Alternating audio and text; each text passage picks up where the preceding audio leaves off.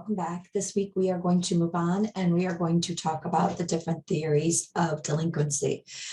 So last week we really focused specifically on female delinquency, and we just touched base on a few things that would be specifically theories of why females become delinquent.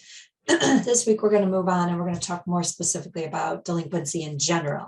Like we said last week, remember most of the research that we have goes towards the idea of just male delinquency because that's the largest numbers. So most of these theories were developed on the lines of male delinquency.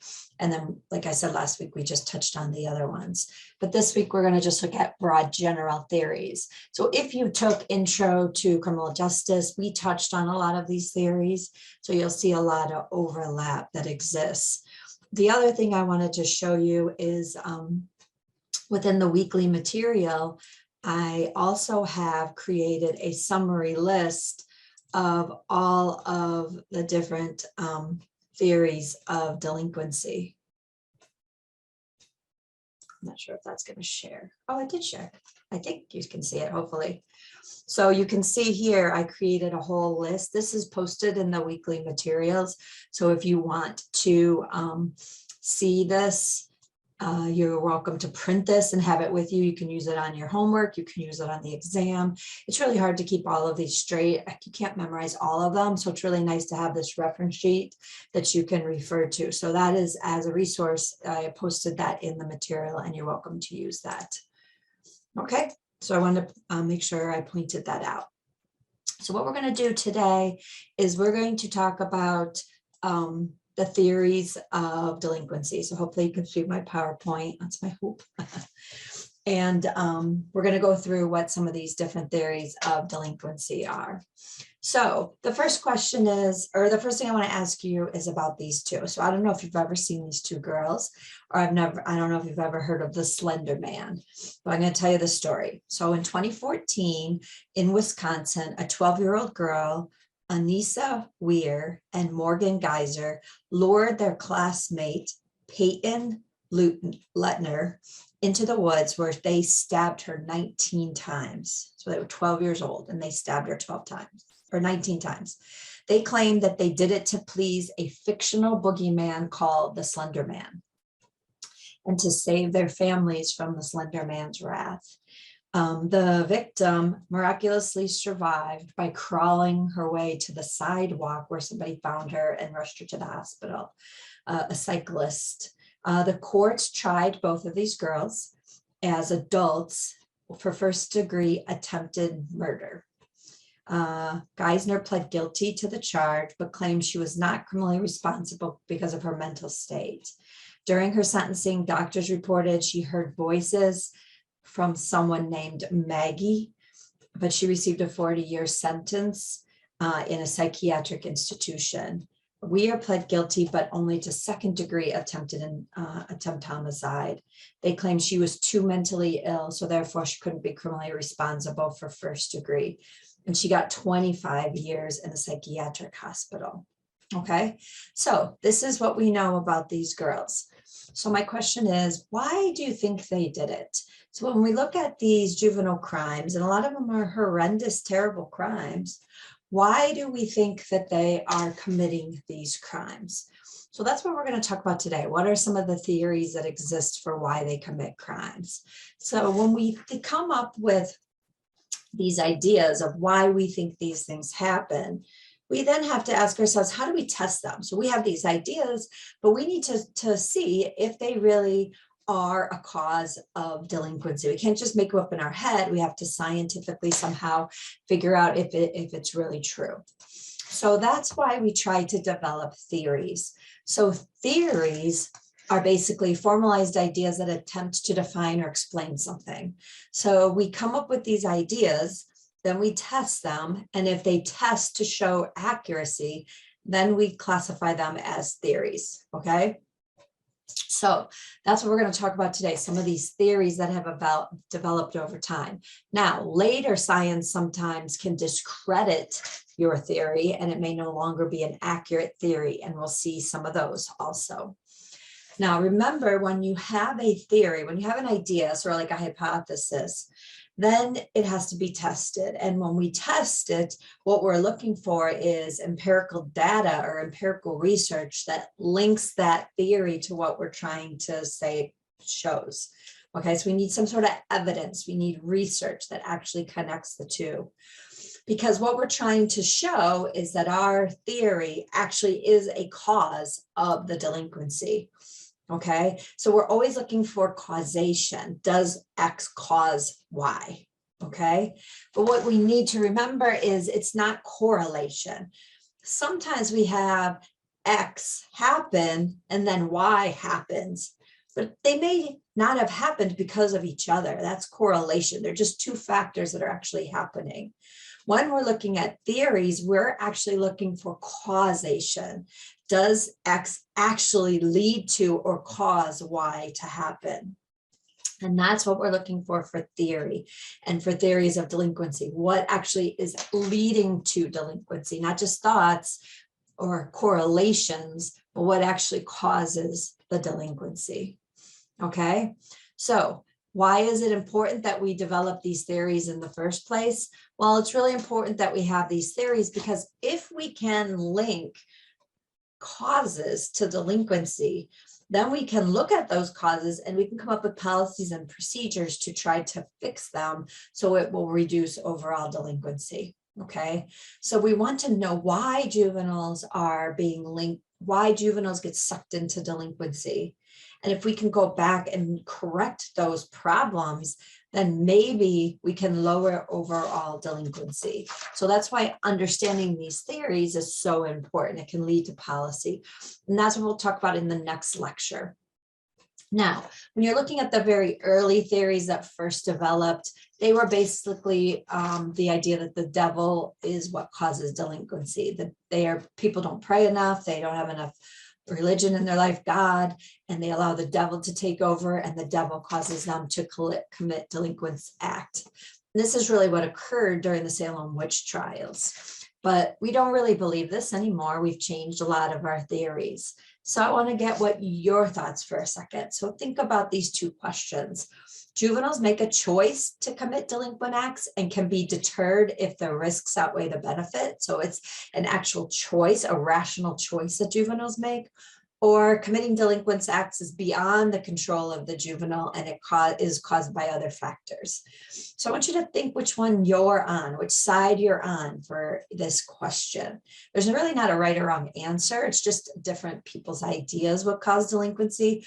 And one thing that you're going to see is there's no conclusive evidence that one single factor causes delinquency. There's probably lots of different theories that can help explain it. And we're going to look at all of the different ones. But some people feel it's more choice. Some people feel that it's more other factors. And those are the differences we're going to see as we go through the lecture. So if you happen to believe the first one, that it's completely choice, that juveniles actually choose to commit crime, then you are a believer in what we call choice theories. Okay, now there are a variety of different choice theories. The first one that ever came about was Cesar Beccaria. He came up with the idea of the classical school, which is just rational choice. You have free will and you can choose whether or not to commit crimes. No other factors, nothing else affects you. You just rationally make a decision to commit crime. So he's considered the father of this choice theory, the father of classical school. Okay, and many people believe that it's just a choice. You weigh your options and you just choose. Now, on the same lines with that, we had Jeremy Bentham, and then he just added to that theory. He came up with, he believed in the classical school, and he added the idea of the hedonistic calculus. What he said is it's free choice, right? But if you make the punishment so harsh and terrible that people will no longer make that choice. So you have to make punishment worse than the choice of committing crime. Then when somebody's rationally using free will, they'll never choose the harsher punishment. They'll always choose to not commit crime because they don't want to suffer that harsher punishment. Now, in order for this to work, he said basically Punishment has to be swift so that other juveniles can see, if you do this, this is what's going to happen. It has to be painful so that juveniles say, I don't want that to happen, and that they can rationally think through it and choose not to engage in that behavior. Now, that theory still exists today. There has been a few differences or like modifications made to that. The first one is the radical choice theory. Basically, it's still choice, but that choice can be affected by opportunities that children or juveniles are given and their surrounding environment. So it's not 100% free choice. There are other factors that kind of influence. It doesn't control choice, but they may have an influence on juvenile choice. Okay, so they believe that crime is still can be spontaneous, it's still a choice, but based on certain environmental factors, it could lead people to make that choice. Now, again, this was redefined in the routine activities theory or the lifestyle theory. Same thing, it's still a choice, but there are other factors that can affect it. And in the routine activities theory, that those three factors, that can affect it are a motivated offender, so a juvenile that is actually motivated to commit crime, they're leaning towards committing crime. They have a suitable target, they see an opportunity that's good for them to commit the crime, and they don't really have any guardian supervising them or controlling what they're doing. So there's no real hindrance on them doing it. Then they're going to choose to commit crime. So it's still a free choice, but they have to be motivated and they have to have the opportunity. If all three exist, a juvenile is much more likely to choose delinquent acts. Okay. Now, positivism is the idea that juveniles do have some free choice, but that these choices are limited because of other factors. So it's not that they have the factors available to commit crime, it's that their choices are limited. So their choice to commit crime may be limited by certain things in their environment that they feel they have no other choice. They have to make this choice because of factors outside of their control. They can't control who they're hanging around with. They can't control who's controlling them. They can't control where they live. There's other factors they can't control, and that limits their choices. And it only leaves them with one, even though it's still their choice, they feel like they only have one choice to commit crime. So those are the main choice theories. So you have to think back. How do you think about this? Do you really believe committing crime is the juvenile's choice? Or do you think that something else causes delinquency? Well, there's lots of other theories out there that don't revolve right around choice. So if it isn't just choice, if we feel that there are other factors that are causing delinquency that are solely based on choice, what are those other things? What other theories could explain why delinquents are committing crimes? Now, one of them is what we call determinism. Determinism is the idea that it is predetermined whether or not you're going to commit crime. And it's predetermined by your biology, by your biochemistry, so the hormones and things in your body, or by your genetics, your DNA. Okay, so these people, determinism, reject free choice. Say it is out of people's control. They don't have the ability to choose because it's already predetermined in their biological and chemical makeup and their genetic makeup. Okay, so the first are biological, and they basically looked on genetics and your actual body and your physical attributes. These were all created before we really understood genes and chromosomes and hereditary things. So we didn't understand them, but we could just look at biology, how you were made, and we could determine if you were going to commit delinquent acts based solely on that. So there were three main ones that existed way back, and these have all really been discredited, but they were early theories of why people committed crime. So Frank Gall, he had phrenology. He believed that we could determine if people were going to be delinquent based solely on their head size and shape. He believed that there were certain if your head was too big or too small, then you were more likely to commit delinquent acts. It was purely determined based on head size or shape, if you had an irregular shaped head. Lombroso, he focused it on other things. He looked at physical features, what you look like. Okay. He said if you possessed certain characteristics, you were more likely to become delinquent. So skulls, again, he did look at head size. Skulls were larger or smaller than others, a large protruding jaw, big canine teeth that hang out, high foreheads, flat noses, deep set eyes, close set eyes, large or too large or too small ears, very long arms or legs, or an asymmetrical face. Your face isn't perfectly symmetrical. So he looked at those things and he said that that was predetermined and that if you had those features, you were much more likely to be delinquent. The last one was Sheldon, and he used somatotyping. And somatotyping just looked at body types. And he said, if you fit into a certain body type, then we could determine if you're going to be more likely to commit crime. So we had the ectomorph. So the ectomorph is very tiny, frail, delicate. So I don't know if any of you know who Popeye is. He was famous when I was young, and Olive Oyl was his wife, and she was very skinny and scrawny and kind of wiry. And that was an ectomorph. Ectomorphs not likely to commit crime. And then you had the endomorphs. Endomorphs were much larger, rounder, softer, smaller arms and legs, soft velvety skin, considered very happy and outgoing. So Santa Claus would be an example. And if you fit that body type, then you are not likely to be juvenile delinquent. The last one was mesomorph, athletic, strong, muscular, a lot of bone tissue. The idea was then you're much more aggressive. Think of like The Rock or somebody like that. You are much more likely. And if you had that body type, you were much more prone to be delinquent. Now, again, most of those have been discredited. Some people, though, still claim that it is genetics and it's genes. So they think that somehow involved inside of your body, your genes predispose you to becoming delinquent. And so what they did is they tried to study this. They tried to study twins and to look at, do they have similar rates of delinquency? So we found that twins do have similar rates to delinquency. Identical twins are 35% more likely to both be delinquent. Fraternal twins are not, 12%. So then the question is it really their genes that's making them that, or is it the way they were raised together?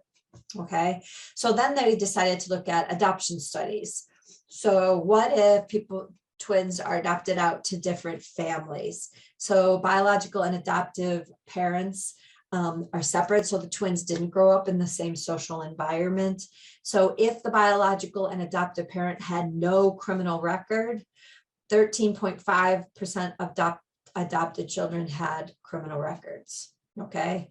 Biological parents had a criminal record, but the adoptive parents did not. 20% of adopted children had a criminal record. So up from 13% to 20%.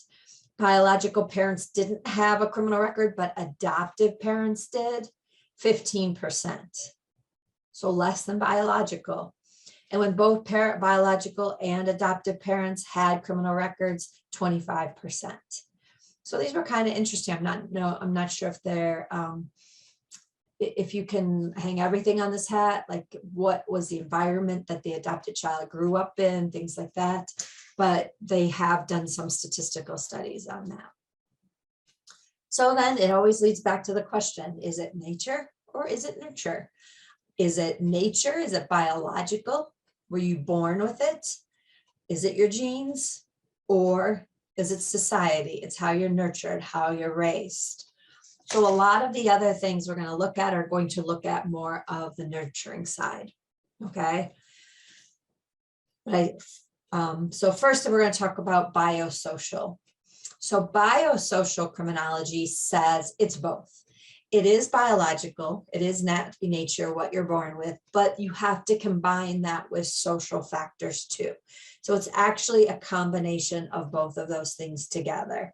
So it could be genetic But if you have lack of opportunity, if your school system is failing, if you can't get a job, if there's substance abuse, those things are also going to be significantly influential on whether you commit delinquent acts. So it's not solely just biological. You have to integrate an analysis of those social aspects also.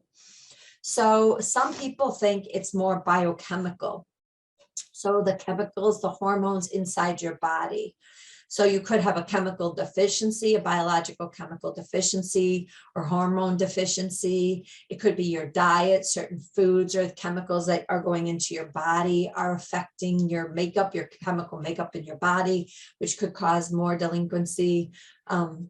Fetal alcohol syndrome or prenatal drug use. So when you were in the womb being developed, if your mother used those things, it could create this chemical imbalance in the fetus, which affects the fetus later when it's born. We talked about hormones, or it could be different neurotransmitters in your brain, the chemicals that make your brain work, serotonin and dopamine. If those are not in their proper amounts, then that chemically affects you and could lead to delinquent acts. Those things that are affecting hormones and diet and neurotransmitters could be social facts, social influences, right?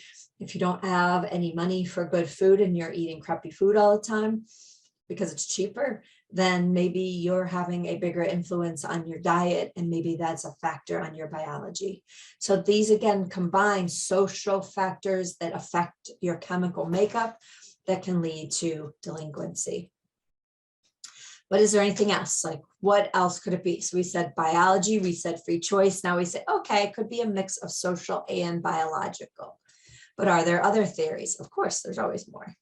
So one group of people think it's more psychological. It's problems with your brain. So it's not solely society, it's problems with the brain activity, what you have in your brain. So it could be personality disorders, it could be cognitive development, your brain didn't develop properly, but something went wrong in your brain that causes you to become delinquent. So we talked about Freud. We loved Freud's theory for females, penis envy, but he had some overall theories for delinquency. He was really influential in saying it was personality kind of disorder, that your personality is made up of three main things. You have an id, which is your drive that forces you or wants you to achieve things. So you have a strong id that makes you be more driving towards something. It's unconscious. You don't really even control it, but it's a desire to do something. And then you have your ego. Your ego is the rational part. It really is like the good angel. So your id is sort of like your bad angel, and then your ego is sort of your good ego, telling you to kind of control things, map things out, think about them. And then you have your super ego, which is your conscience. So like your morals and your values and understanding what is socially acceptable. So Freud's idea was that crime was committed if your ego is too strong and it takes over your ego. If your id is too strong, it takes over your ego and your super ego. So your personality elements are out of whack and your id is too strong. Now he does recognize that just because of that, you don't always turn to criminal behavior. It could lead to other things, but defense mechanisms. But sometimes these defense mechanisms then can later lead to delinquent acts.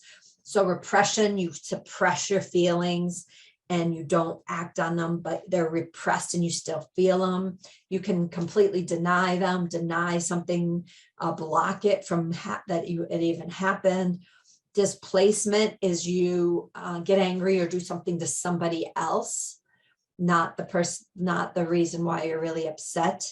Aggression is you act out in an aggressive manner.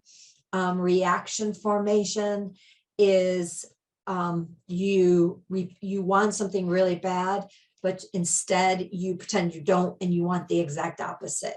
Okay, so reverse psychology, I guess. Your is telling you really want that, but you know you can't have it. So then you just go the complete other way and say, fine, I don't want that.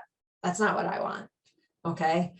And then rationalization is you try to justify your behavior. All of these, though, can ultimately lead to delinquent behavior. Now, since we're talking about personality, let's define personality. What exactly is personality? So personality are your emotions and your behaviors and your attitudes as an individual, okay? Now, we know that there are certain personalities that tend to be more likely to be delinquent. So when we study delinquency, we can find certain personality traits that are more common among delinquent juveniles than among the general population. So what are those traits? Well, we know they tend to be extroverted. So they're like the loud, crazy, always seeking attention person a lot of times. They repeatedly perform acts that could lead to delinquent referrals.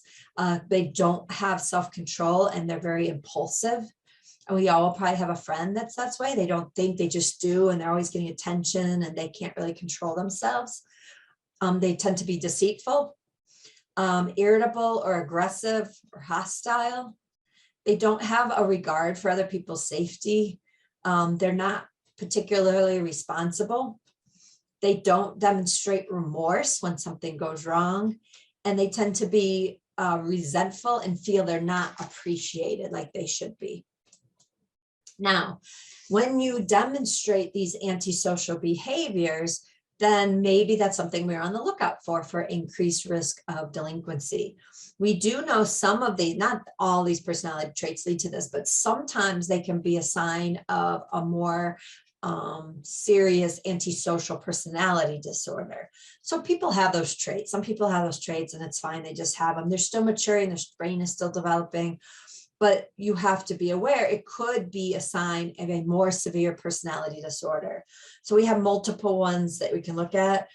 So we have psychopathic. So psychopathic means you don't really have any belief in people's feelings or emotions. So if you watch Dexter, he was a psychopath. He didn't feel sympathy or empathy towards people at all.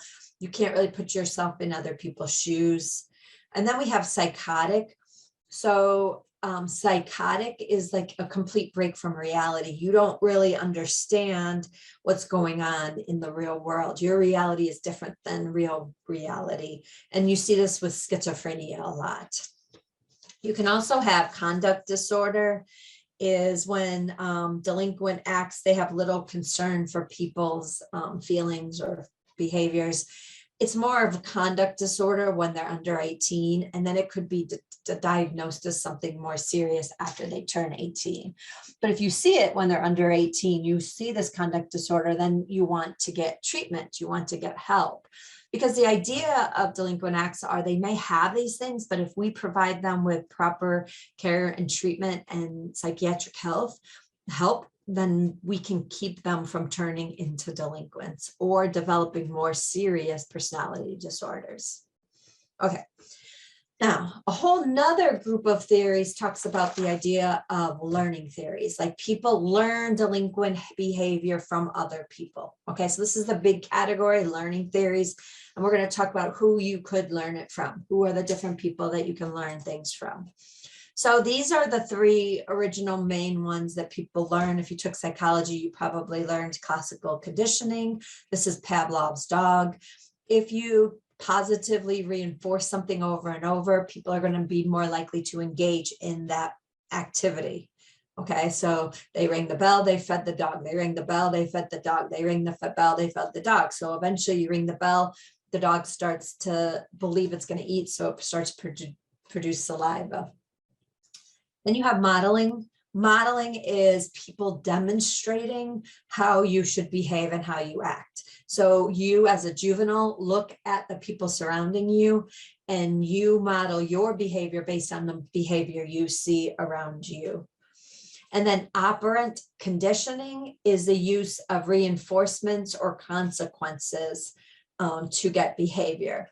So classical conditioning shows that we can, give you certain stimuli, increase behavior one way or the other. Operant conditioning is if we give you reinforcements, if you don't do bad things and we positively reinforce that, you're less likely to, or you're more likely to engage in positive behaviors. if you engage in bad behaviors and we give you punishments, then we're going to condition you more against those because you're not going to want to receive those punishments.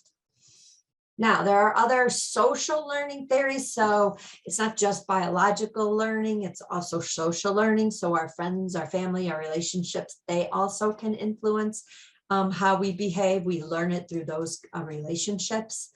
So we have what's called differential association theory and differential reinforcement theory.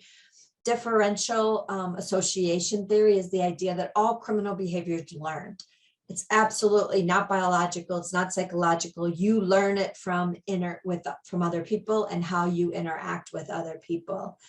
So if you are surrounded by people that have a negative view on the law and they are engaging in criminal behavior, you are definitely going to learn that behavior from those people. Differential reinforcement theory is kind of the opposite of that. It's looking more at the positive things. So if you are surrounded by people that are constantly reinforcing positive behavior, you go to school, you get rewarded, you get good grades, you get rewarded, you do positive things, then you're going to learn that and you will not engage in delinquent behavior. Okay.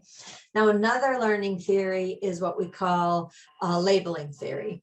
So labeling theory is the idea that if a juvenile does something wrong and we label them a troubled child, right? Oh, that's a troubled child. That child's getting in trouble for something or doing something. And that child develops that label is going to follow them. And then they are going to keep committing acts that are likely to fulfill that label. Okay, so this is like a self-fulfilling prophecy. So when you think about the first week, we talked about, we don't call them criminals, we call them delinquents. We don't call it a trial, we call it adjudication. All those changes for the juvenile justice system are based on this labeling theory. We don't want to create that label, that negative identity for juveniles because we're afraid then they'll keep committing more things to fulfill those labels. Okay. Now, other groups of sociologists say, okay, it's not necessarily just learned from everybody, it's who you hang around with, your subculture. So it's looking at basically who's the group of people that you're interacting with on a day-to-day basis. Sorry. So let's talk about subculture. What is a subculture? A subculture is basically the group of people that you're hanging around with and what are their values, norms, and beliefs. So if you're hanging around with a group of people and they have positive, non-delinquent values, norms, and beliefs, then those are the norms and values that you're going to take based on your group. But if you are hanging around people that have different values that are acceptable in society, you're going to take those on and you're more likely to become delinquent. So the idea is if you're hanging around a group of people that violence and delinquency is a normalized behavior and accepted behavior, you're going to take on those beliefs and you're more likely then to engage in that behavior and commit delinquent acts. So we have the delinquency and frustration theory. This is the idea that it's based on class, that if you are from a lower class, very poor family surroundings, things like that, you don't have the same normals, values, and beliefs as middle class and upper class people. And since you don't share their values and beliefs, you have your own subculture. And if you're teaching delinquents juveniles that subculture, then they're going to be frustrated that they cannot ever move into that middle class or upper class because they don't have the same values, norms, and beliefs. And then they're frustrated because of that. And then they're more likely to commit delinquent acts. So this is assuming that different classes have different norms, values, and beliefs. I'm not sure that's ever been conclusively proven. It could be a correlation for some people. I'm not sure it's actually causation, but that is one of the theories. Then you have differential opportunity. So that is that it's based on class. This one is that you're influenced, but just based on lack of opportunity. It's not that you overall as a class of people have different values or beliefs. But if you are poor, if you are in a bad neighborhood, you may not be given the same opportunities as middle class and upper class people. And you lack some of those opportunities. Your education system may not be as good. You may not be able to get as good of a job. You may not have the ability to work as hard because you're caring more for home and children and brothers and sisters and things like that. And since you aren't given an equal footing, you're not given the same opportunities as other people, then you get frustrated and then you turn to illegitimate opportunities. You need more money for food. You need more money for rent. Well, I can get it if I sell drugs on the street because I can't seem to get it with legitimate means. So you see a lot of this theory perpetuated with gangs. And then we have the neutralization theory. This is the idea that you commit delinquent acts and you deny any negative feelings. So the group or the subgroup that you're surrounded by, they rationalize it and they say, oh, it's not that bad. It's not that big of a deal. Okay. It's not my responsibility. It's not my it's in my background. My father did it, so I'm going to do it.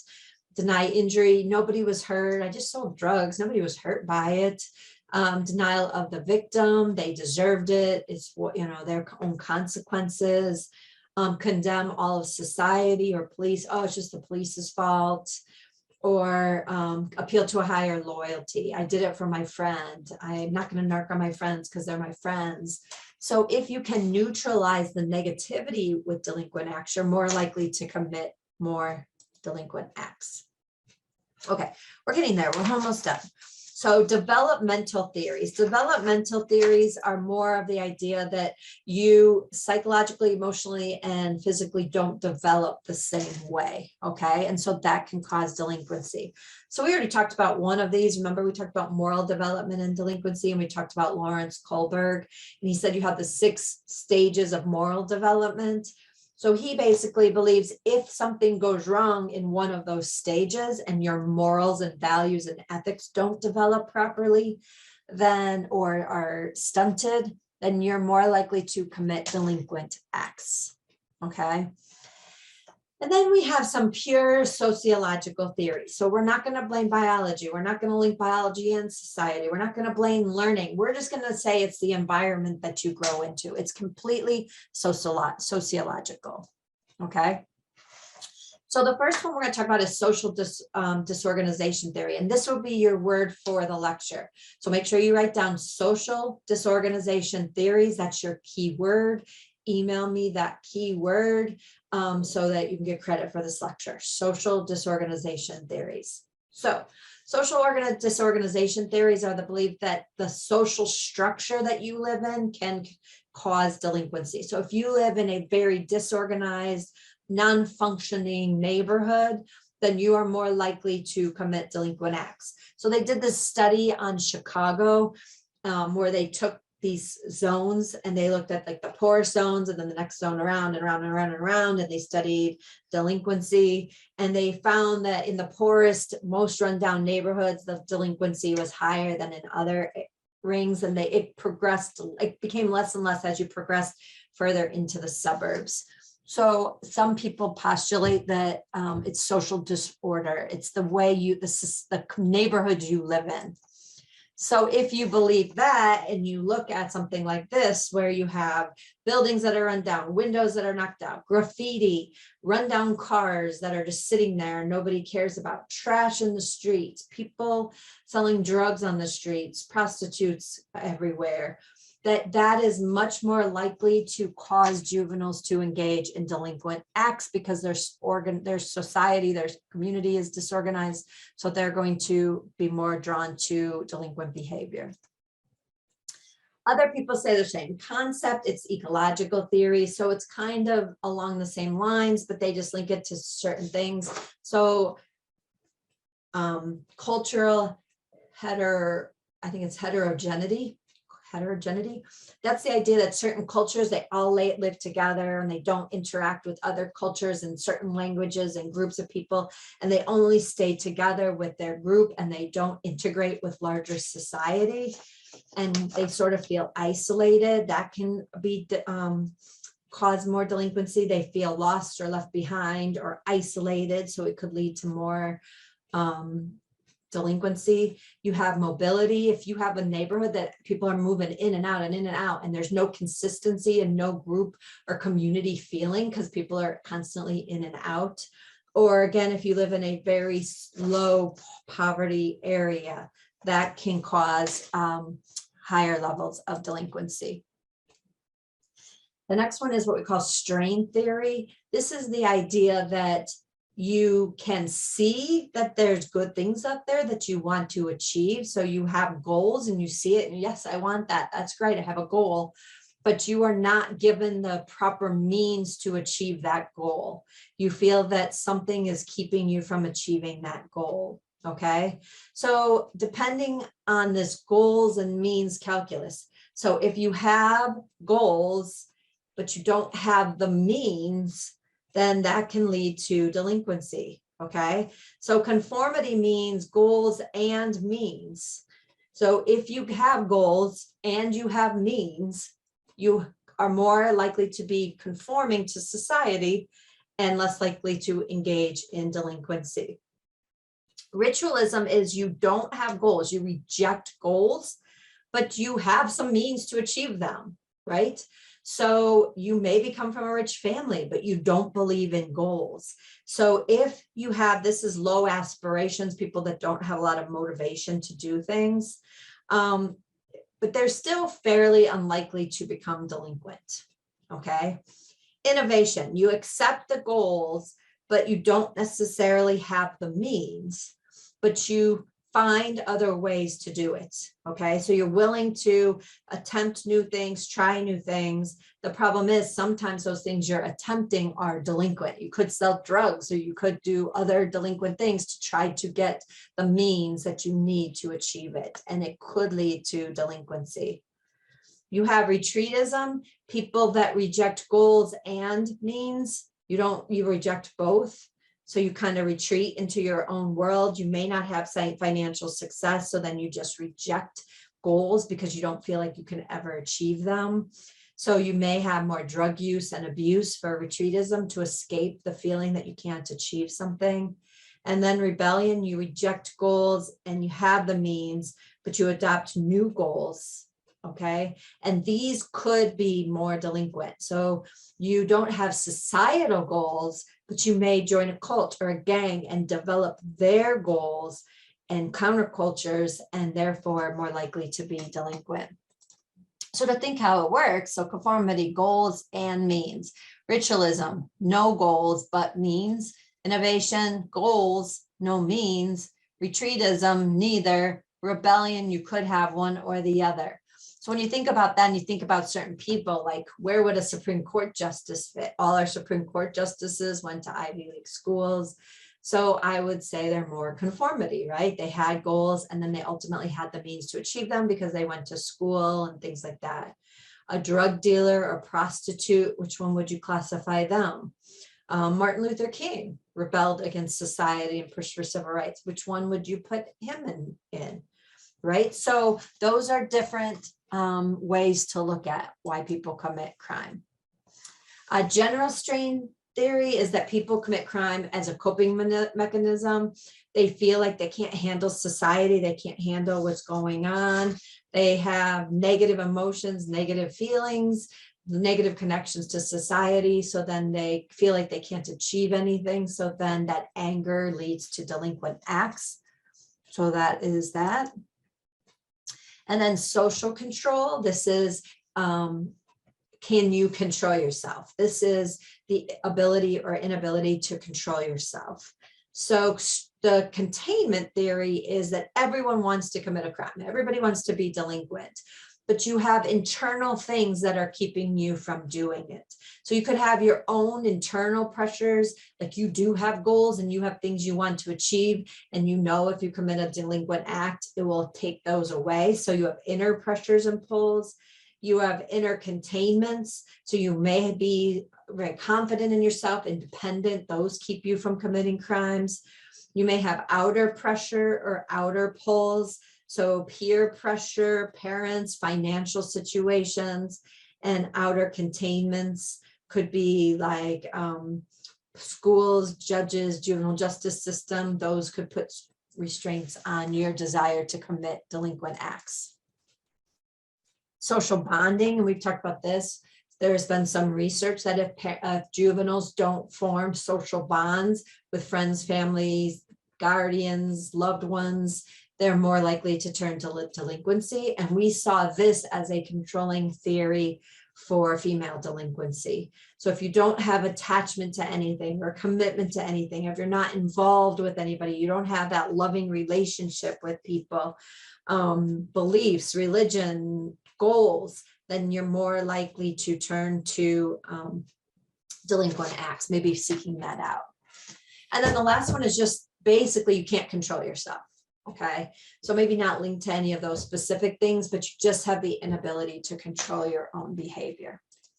So phew, I know that was a lot and I apologize, but we just needed to get through those different theories. So don't forget to print out that sheet. It can be very helpful because there's a lot of information. And then what I want you to do is there's a video of a juvenile who commits a crime, watch his story, and then look through your theories and use the sheet and tell me, what do you think caused this boy's delinquency? And if there's more than one, you can link more than one, but use terminology definitions from the class. Don't just say, oh, he has bad friends. That's not a theory. You need to identify using terminology and concepts of specific theories that we learned in class. So we will finish up the week. It will be a little shorter, so you have a little shorter one, but we'll start talking about programs that are to prevent delinquency. So remember, we want to know theories of why people commit delinquent acts, so then we can develop programs to try to reduce delinquent behavior. So I will see you soon for the second lecture.